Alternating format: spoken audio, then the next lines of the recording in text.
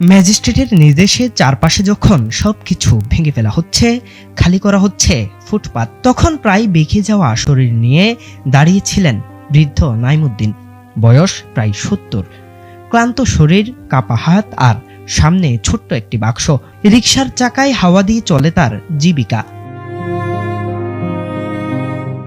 উচ্ছেদের মাঝেই নির্বাহী ম্যাজিস্ট্রেট সিদ্ধান্ত নেন, এই একটি মাত্র দোকান উচ্ছেদ হবে না, কারণ এটি অবৈধ দখল নয়, এটি একজন বৃদ্ধের বেঁচে থাকার শেষ অবলম্বন। বুধবার এমন দৃশ্য দেখা গেল ডিএমপির উচ্ছেদ অভিযানে।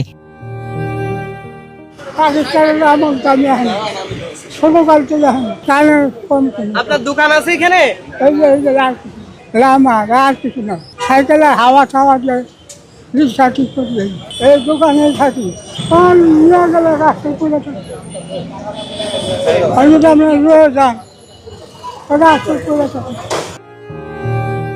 ম্যাজিস্ট্রেটের এমন নির্দেশনায় চোখ ভিজে উঠে উপস্থিত অনেকেরই।